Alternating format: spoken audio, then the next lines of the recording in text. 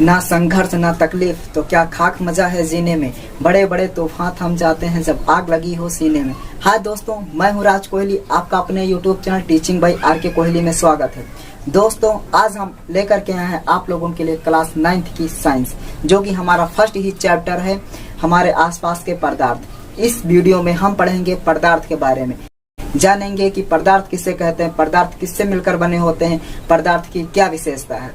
आइए हम देखते हैं कि पदार्थ किसे कहते हैं। पदार्थ वह वस्तु है जो स्थान घेरती है तथा उसका अपना द्रव्यमान होता है तथा अपने हम ज्ञानेंद्रियों के माध्यम से हम उन्हें छू सकते हैं, महसूस कर सकते हैं, देख सकते हैं। उन्हें हम पदार्थ कहते हैं। जैसे जल, वायु, लकड़ी, कांच आदि, ये सब क्या है? पदार्थ हैं। पदार्थ को मुख्य रूप से दो भागों में विभाजित किया गया है। नंबर 1 भौतिक अवस्था, नंबर 2 रासायनिक अवस्था। भौतिक अवस्था में पदार्थ के हम बाह्य गुणों के बारे में जानते हैं तथा रासायनिक अवस्था में हम पदार्थ के आंतरिक गुणों के बारे में पढ़ते हैं। भौतिक अवस्था को मुख्य रूप से 3 भागों में विभक्त किया गया है। ऐसे में इन्हें 5 भागों में बांटा जाता है। मुख्य रूप से इन्हें 3 भागों में विभाजित किया गया है। नंबर 1 ठोस, नंबर 2 द्रव, number 3 gas, number 4 plasma, number 5 Bose-Einstein. तथा हम रासायनिक अवस्था को भी हम 3 भागों में विभक्त करते हैं। नंबर 1 तत्व, नंबर 2 यौगिक, नंबर 3 मिश्रण। अब हम पढ़ते हैं ठोस के बारे में।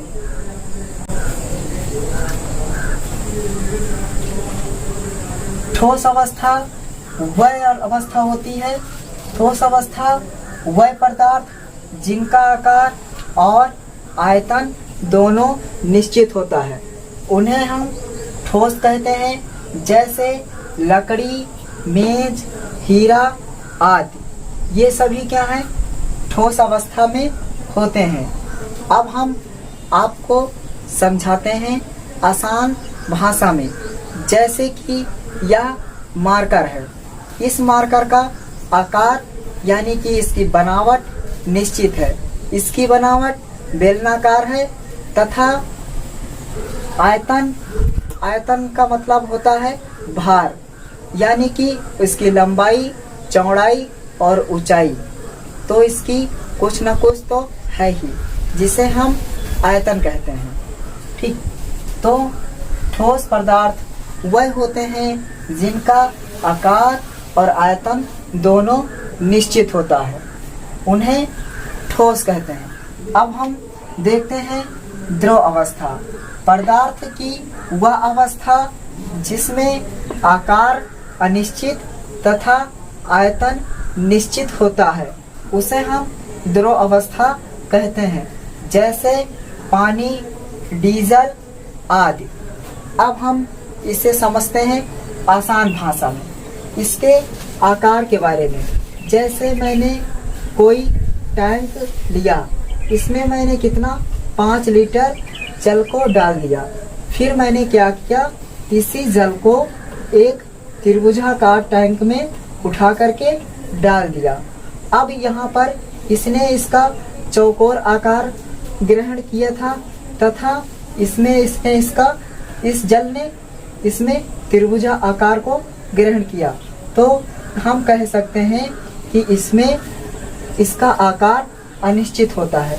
तथा आयतन के बारे में हम जानते हैं कि इसमें भी 5 लीटर था और इसमें भी 5 लीटर है, इसीलिए इसका आयतन निश्चित होता है तथा आकार अनिश्चित होता है।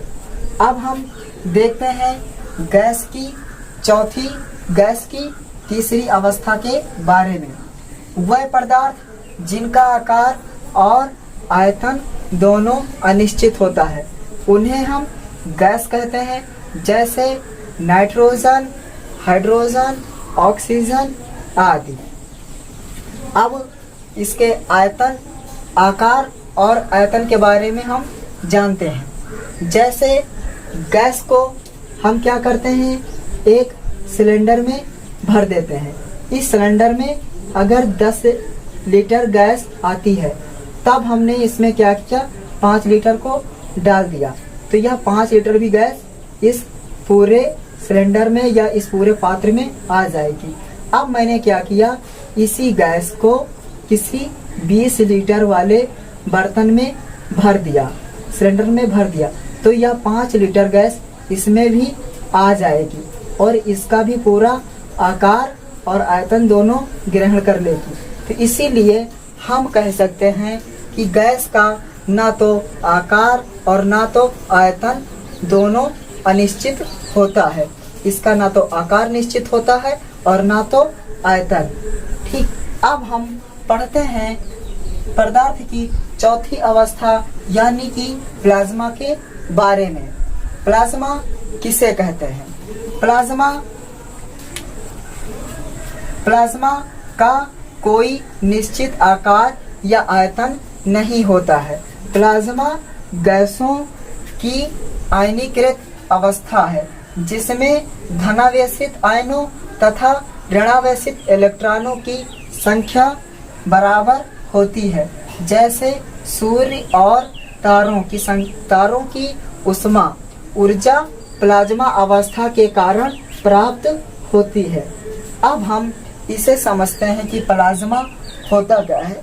आसान भाषा में हम क्या करते हैं, किसी ठोस को लेते हैं। जैसे मैंने लोहे की छड़ को ले लिया, अब हमने उसको क्या किया, अत्यधिक ताप मैंने प्रदान किया और वह किसी ठोस को जब अत्यधिक ताप प्रदान करेंगे तो वह जिस अवस्था को धारण करेगी उस अवस्था को हम क्या कहते हैं, प्लाज्मा कहते हैं। ठीक, अब हम और प्लाज्मा की अब सूर्य और जो तारे होते हैं, इसी प्लाज्मा अवस्था के कारण ही उसमें क्या होता है, तापमान बना रहता है। अब हम पढ़ते हैं पदार्थ की पांचवी अवस्था के बारे में। जब किसी तत्व के परमाणुओं को परम शून्य ताप तक ठंडा किया जाता है तो उस तत्व के सारे परमाणु मिलकर एक हो जाते हैं, यानी एक सुपर एटम बनता है, जिसे हम पदार्थ की पांचवी अवस्था कहते हैं। यानी कि अब हम इसे आसान भाषा में समझते हैं। जब हम किसी गैस को उसको परम शून्य ताप तक ठंडा किया जाता है तो वह ठंडे होने पर जिस अवस्था को धारण करती है उस अवस्था को हम पदार्थ की पांचवी अवस्था यानी बोस-आइंस्टीन अवस्था कहते हैं। अब हम पढ़ते हैं पदार्थ की अवस्थाओं के गुण धर्म के बारे में, यानी कि उसकी विशेषताओं के बारे में, यानी कि ठोस, द्रव और गैस, इन तीनों अवस्थाओं के गुणधर्म के बारे में पढ़ते हैं। अब हम देखते हैं ठोस, द्रव और गैस, इन तीनों की विशेषताओं के बारे में। सबसे पहले हम देखते हैं कि आकार, ठोस का, द्रव का और गैस का, इनका आकार क्या होता है।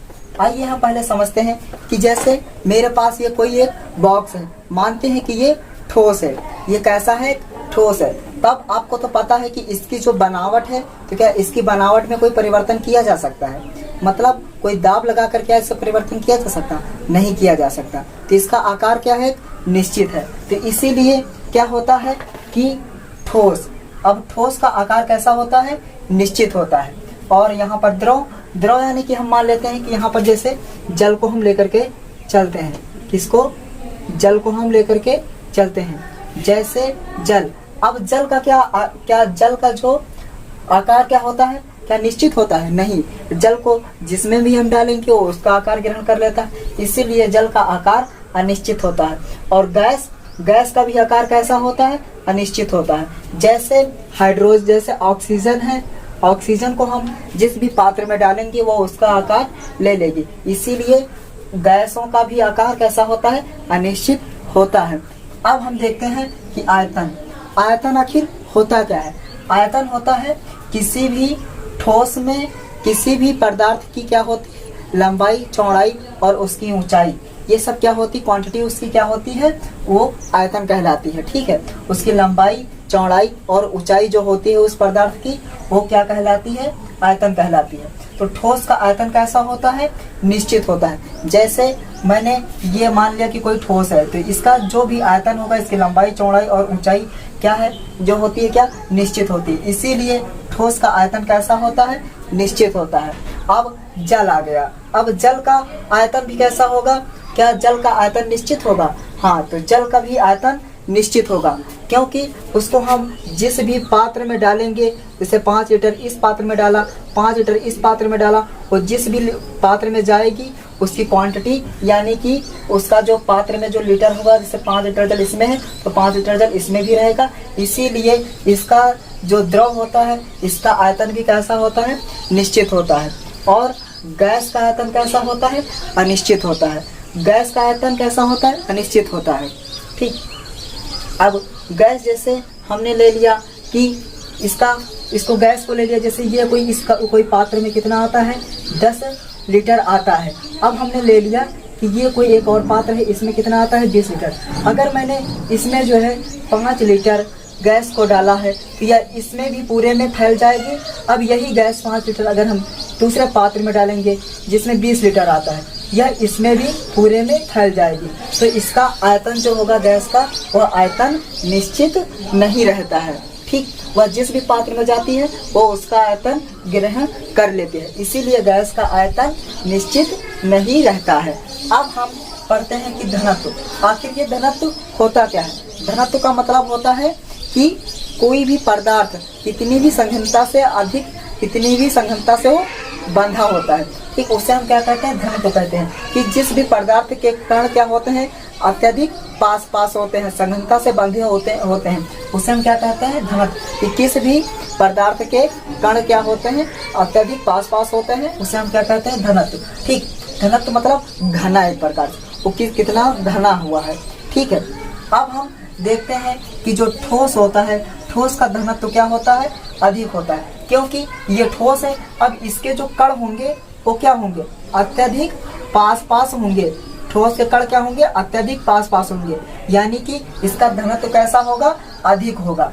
सबसे अधिक किसका होगा घनत्व, वह ठोस का होगा। अब जैसे द्रव आ गए, द्रव में मैंने जल को लिया। अब जल का क्या किया कि जो जल होगा, अब जो जल होगा इसमें क्या होगा, इसका जैसे जल है, अब ये क्या है, ये मेरा जल है, इसमें जो है, इसमें जो कण होंगे इसके, ये क्या होंगे, ठोस की अपेक्षा जो है कम होगा, इसमें घनत्व क्या होगा, कम होगा। अब हम देखते हैं कि गैस का जो घनत्व होता है या क्या होता है, बहुत अधिक कम होता है, क्योंकि इसमें जो है क्या, इसके कण क्या अत्यधिक पास होते हैं, नहीं होते हैं, इसके कण बहुत ही अधिक दूर होते हैं। इसीलिए इसका घनत्व क्या होगा, बहुत अधिक कम होगा।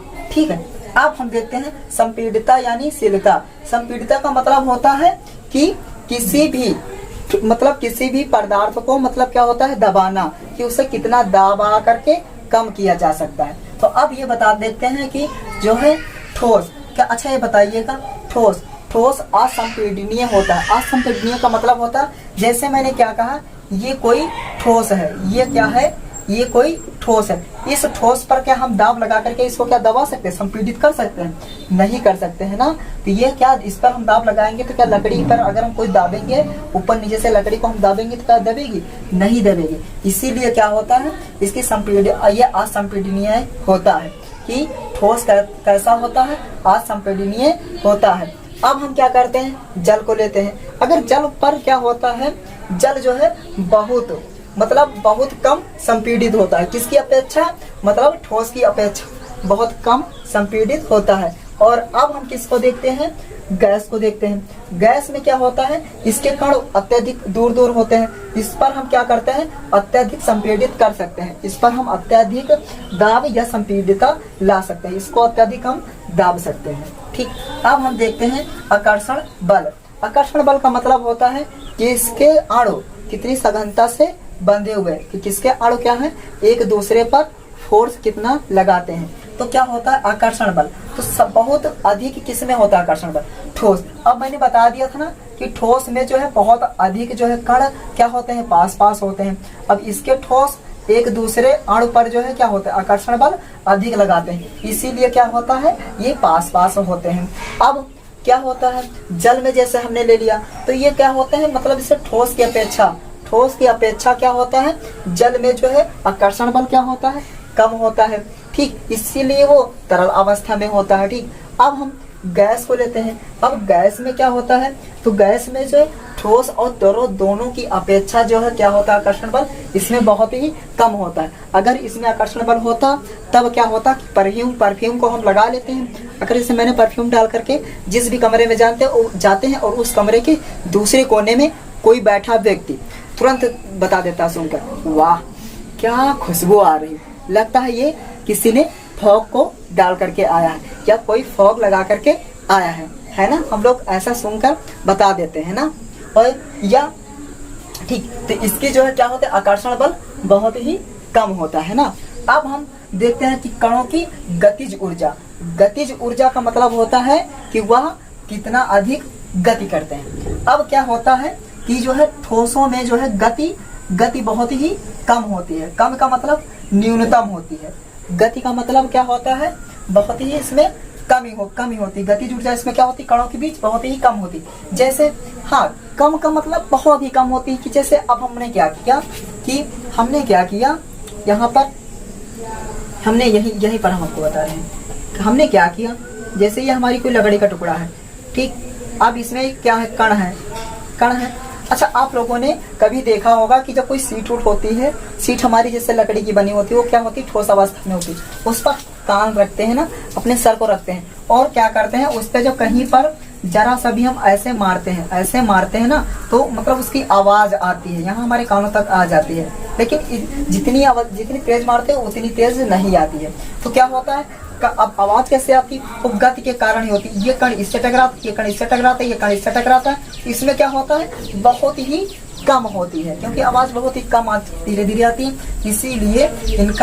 इसीलिए क्या होता है, ये इसमें बनाना था, क्या होता है, इनके कणों के बीच गति कम होती है। अब हम देखते हैं कि जो द्रव होता है, इसमें क्या होता है कि जो ठोस होते हैं ना, ये ठोस की अपेक्षा इसमें जो है गतिज ऊर्जा क्या होता है, अधिक होती है।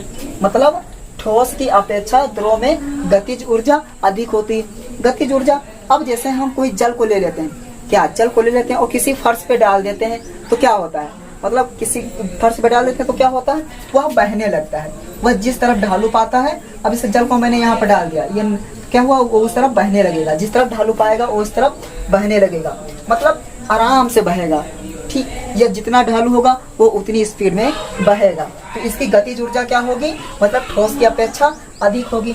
अब हम जैसे करते हैं, गैस को लेते हैं। गैस के बारे में जैसे मैंने अभी आपको उदाहरण दिया था कि इसकी गतिज ऊर्जा क्या होता है, बहुत ही अधिक होती है। जैसे आप लोगों ने सुना होगा, जैसे हम गैस की गतिज ऊर्जा अधिक होती है। अब जैसे मैंने अभी परफ्यूम का ही उदाहरण ले रखा था। अब जैसे क्या होता है कि परफ्यूम को हम जब भी जैसे ही डालते हैं, वो तुरंत क्या होती है, उस कमरे में या वहाँ पर फैल जाती है। या आपके घर पे आप लोगों ने सीएनजी यानी कि गैस जैसे सिलेंडर का तो प्रयोग करते ही हैं।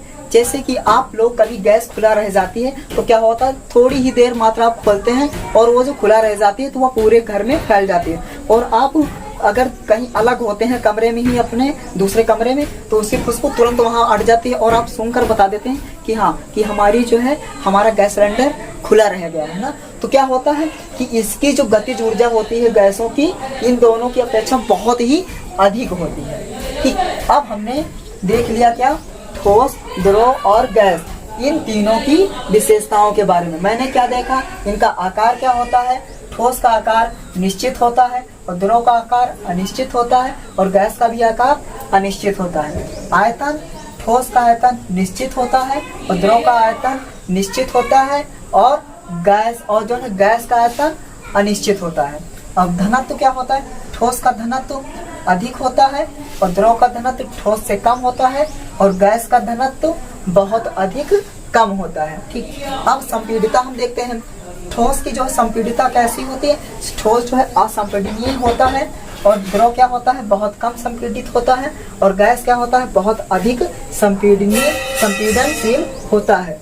अब हम देखते हैं आकर्षण बल। ठोस का आकर्षण बल बहुत अधिक होता है, द्रव का ठोस से कम आकर्षण बल होता है और गैस का इन दोनों से कम होता है आकर्षण बल। ठीक, इसमें यानी कि हम कह सकते हैं बहुत ही कम आकर्षण बल होता है। ठीक, अब हम पढ़ते हैं कि गतिज ऊर्जा। ठोस की गतिज ऊर्जा क्या होती है, न्यूनतम होती है। ठीक, मतलब न्यूनतम होती है, बहुत कम होती है। ठीक है, और द्रव की जो गतिज ऊर्जा क्या होती है, ठोस की अपेक्षा अधिक होती है और गैस की जो है गतिज ऊर्जा क्या होती है, बहुत ही अधिक होती है। अब हमने देख लिया है पदार्थ की विशेषताएं एवं गुणधर्म के बारे में हमने पढ़ लिया है।